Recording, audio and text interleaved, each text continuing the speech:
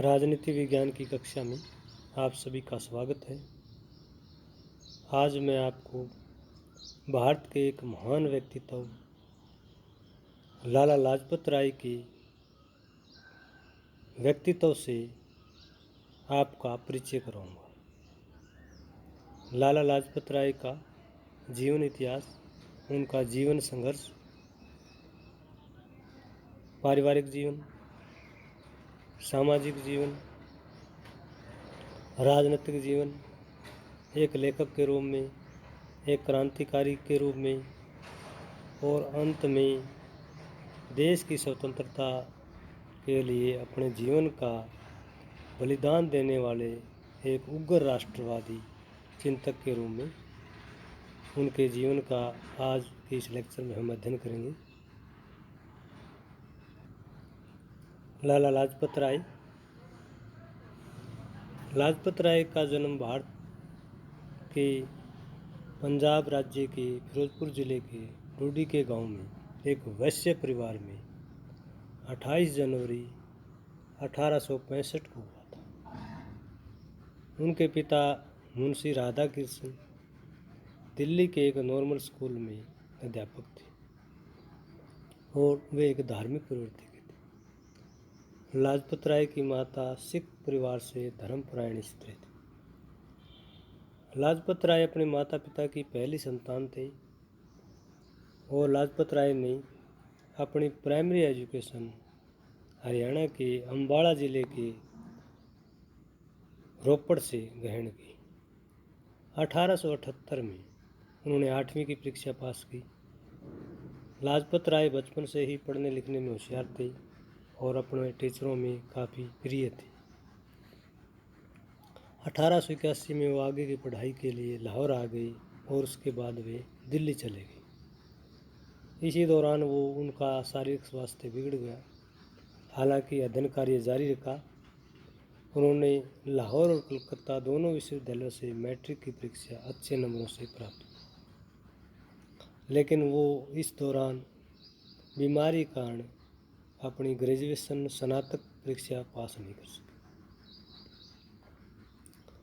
1882 में उन्होंने कानून की परीक्षा दी और इसमें पास हो गई। उन्होंने हरियाणा के हिसार जिले में वकालत की प्रैक्टिस भी की।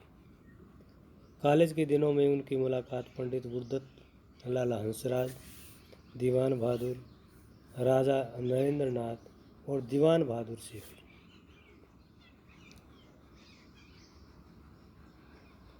लाला लाजपत राय अपने जीवन के यानी सामाजिक जीवन के प्रारंभिक काल में ब्रह्म समाज के संपर्क में आए और कुछ समय बाद वो स्वामी दयानंद के आर्य समाज के सक्रिय सदस्य बन गए।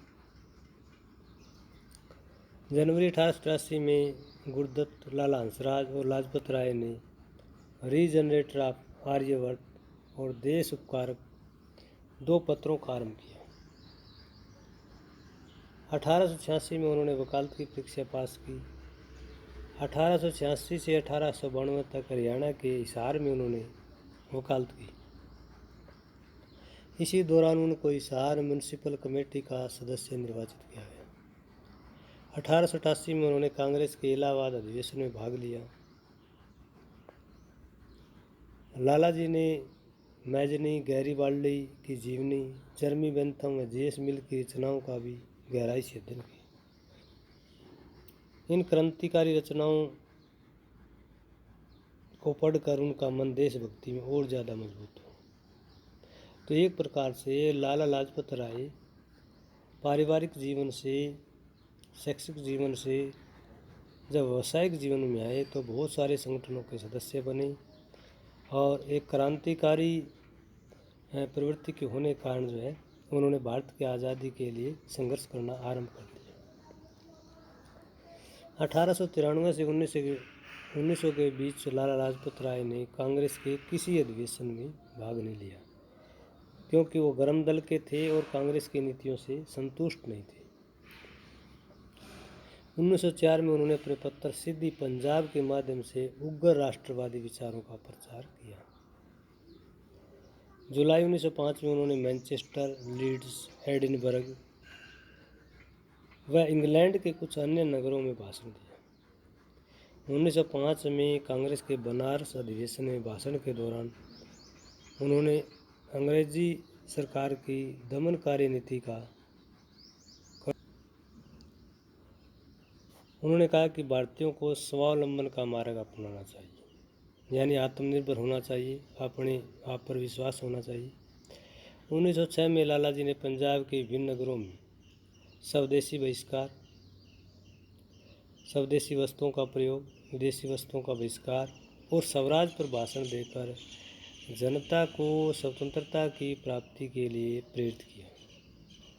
1906 में कांग्रेस के उग्र विचारक लाला जी को अध्यक्ष बनाना चाहते थे, लेकिन नरम दल के नेताओं ने दादा भाई नौरोजी को कांग्रेस का अध्यक्ष बना दिया।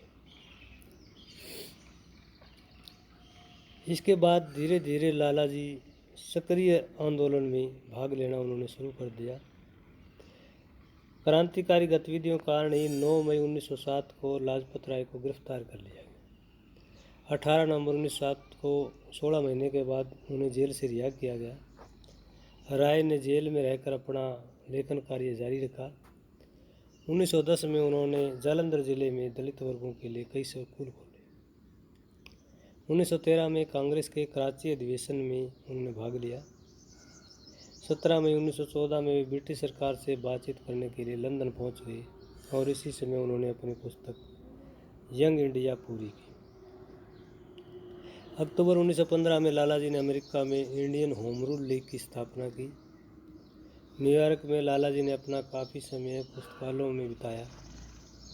अमेरिका प्रवास के दौरान उन्होंने England, debt to India, the political future of India, fight for country और a call the young India पूरी की। 1909 के अंत में लाजपत राय अमेरिका से इंग्लैंड गए और 20 फरवरी 1920 को वे भारत वापस आ गए। भारत में महात्मा गांधी का असहयोग आंदोलन जोरों पर था और लाला जी ने पंजाब में असहयोग आंदोलन चलाने की जो जिम्मेदारी दी गई थी उसके प्रति अपनी वचनबद्धता दिखाई। 2 दिसंबर 1921 को लाजपत राय को उनके मित्रों के संतानम, मालिक लाल खां और डॉक्टर गोपीचंद भार्गव के साथ गिरफ्तार कर लिया गया। गिरफ्तारी के 3 महीने के बाद 20 फरवरी 1922 को उन्हें 2 वर्ष का दंड दिया गया। 1923 में जब लाजपत राय जेल में थे तो उनके पिताजी का निधन हो गया। पिताजी की मृत्यु के बाद लाजपत राय का जेल में स्वास्थ्य और बिगड़ गया और अंत में 16 अगस्त 1923 को सरकार ने उन्हें जेल से रिहा कर दिया। जेल से रिहा होने के बाद लाजपत राय ने 1 जनवरी 1923 को CR दास के नेतृत्व में स्वराज पार्टी की स्थापना की। पंजाब में लाजपत राय ने स्वराज पार्टी का नेतृत्व किया और 1923 में पंजाब प्रांतीय परिषद के चुनाव हुए। इन चुनाव में स्वराज पार्टी को कुल 71 स्थानों में 7 स्थान प्राप्त हुए और केंद्रीय विधानसभा के 145 स्थानों में स्वराज पार्टी को 45 स्थान प्राप्त हुए। पंजाब में स्वराज पार्टी की सफलता का श्रेय लाजपत राय को दिया। इसके बाद लाजपत राय एक बार फिर अपने स्वास्थ्य सुधार के लिए अप्रैल 1924 में यूरोप की यात्रा पर जाते हैं। वहाँ पर लाजपत राय ने ब्रिटेन की लेबर पार्टी के नेताओं से भारत की स्थिति पर बातचीत की। 20 सितंबर 1924 को फिर वो ब्रिटेन से वापस भारत लौटे और सरकार के प्रतिबंध के कारण लाला जी के 1923 के चुनाव में उन्हें भाग नहीं लेने दिया गया। 1925 तक उन पर प्रतिबंध रहा और 1925 में प्रतिबंध हटने के कारण 8 दिसंबर 1925 में केंद्रीय विधानसभा के लिए वो निर्वाचित हुए। 25 फरवरी 1926 को उन्होंने औपचारिक रूप से स्वराज पार्टी की सदस्यता ग्रहण की।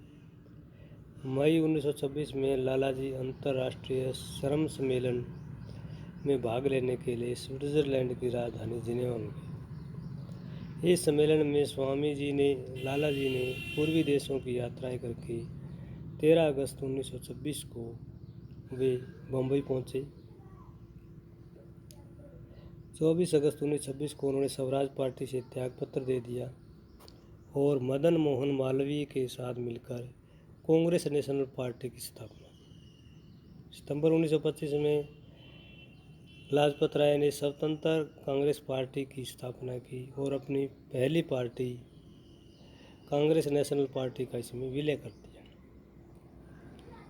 एक बार फिर लाजपत राय का स्वास्थ्य बिगड़ने लगा और मई 1987 में वो स्वास्थ्य लाभ के लिए फिर विदेश चले गए। इस बार उन्होंने अपना पूरा ध्यान अपने स्वास्थ्य पर दिया और राजनीतिक कार्यों के प्रति वो उदासीन रहे। अगस्त 1927 में वो स्वदेश वापस आ गए। दिसंबर 1927 में उन्होंने कांग्रेस के मद्रास वार्षिक सम्मेलन में भाग लिया और इस सम्मेलन में कांग्रेस ने एक सर्वदलीय सम्मेलन बुलाकर भारत के लिए एक संविधान बनाने का निश्चय किया। 1928 में नेहरू समिति की रिपोर्ट पेश की गई। लाला जी ने नेहरू रिपोर्ट का समर्थन किया।